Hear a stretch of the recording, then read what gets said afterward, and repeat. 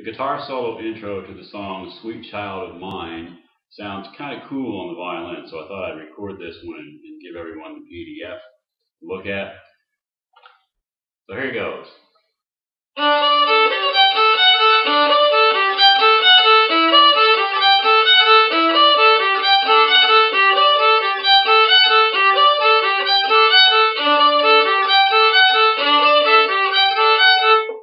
The hardest part about playing this intro, this little guitar intro, this riff, is probably the string crossings. They're all over the place. It uses some pretty advanced technique. So I'll go through this a little bit slower and try to do sections at a time so you can see how it goes. Well, I'll start from the beginning, a little slower.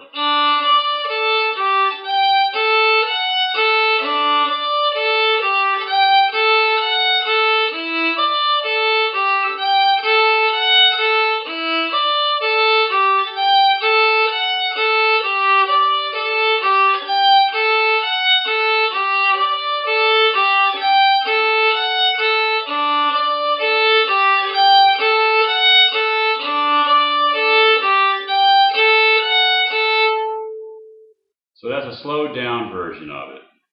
And if you notice the string crossings, you have to use a lot of arm.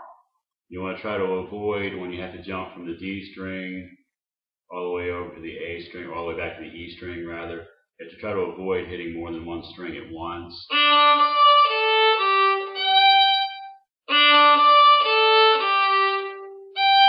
Like right there. And if you're looking at the music right now, that's the end of the second half of your second beat going into the third beat.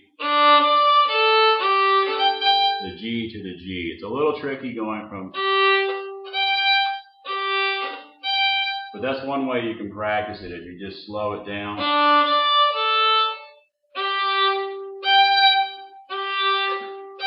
And practice starting on an up bow, third finger G, second finger G.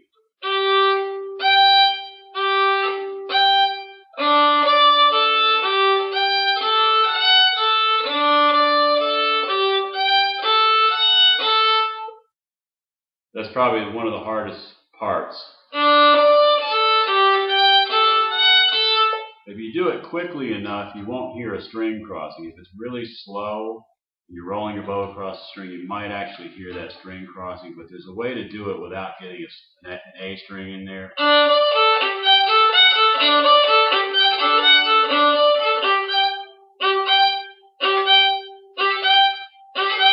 I'm actually just maybe slightly lifting the bow off the string to avoid the A string.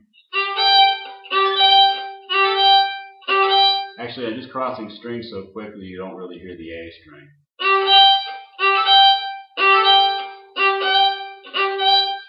If you do it down here close to the frog a little bit more, it's a little easier to control.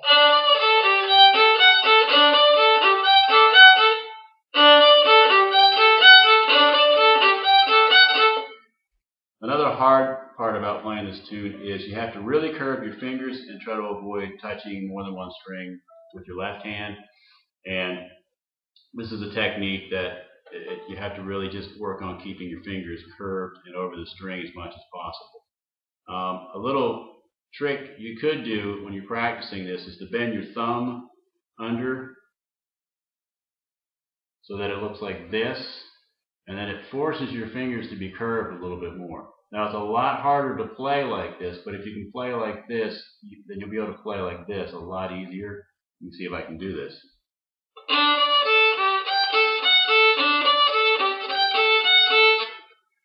Barely. It's hard to do, but if you can do that and you can do it really slowly, this will be a lot easier.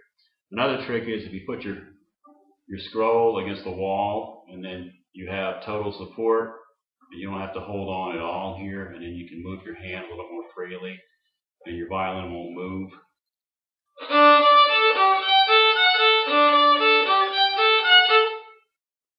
This is my invisible wall right here. I'm pretending right now.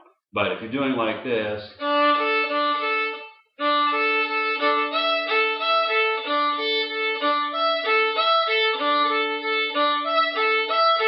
it'll keep you in place, and you can go from string to string, and you can keep your fingers curved and avoid hitting any other strings. And moving on,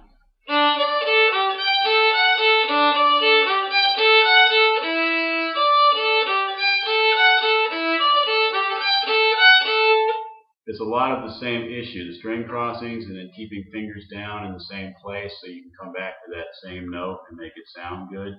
So in the third measure and the fourth measure,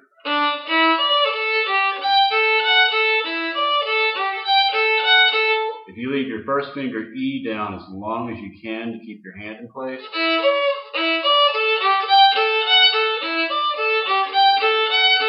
and then I leave my second finger G on the E string down for as long as I can also.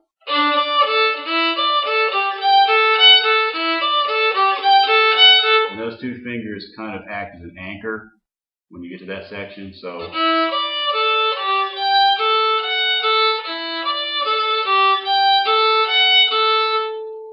and then the next part, the second line,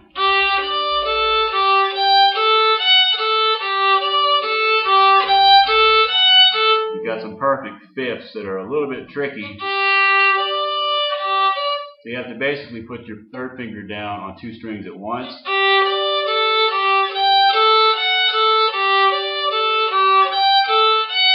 And kind of roll across with your third finger instead of lifting it and putting it on two different strings at two different times.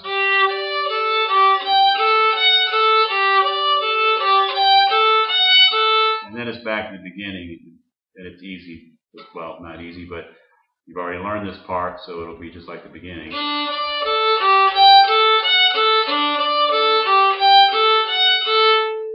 So if you break it down into sections, your first two measures and your last two measures are the same, and then the middle two measures and the next two measures after that are different. And if you work out those parts, if you work out each section like that slowly, you can learn it a lot faster. So here it is, the whole thing one more time.